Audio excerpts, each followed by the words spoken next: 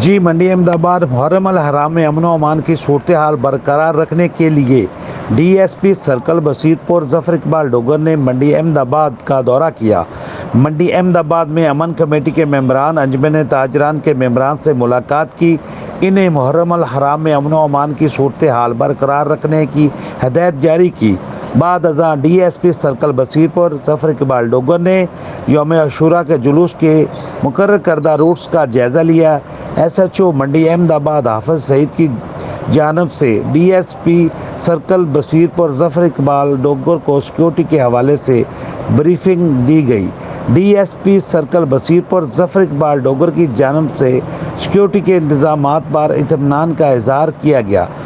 अमन committee के मेंबरान और अंजुमन ताजरान की जानब से डीएसपी सर्कल बसीरपुर जफर इकबाल डोगर को मुकम्मल तामन की यकीन दहानी करवाई गई।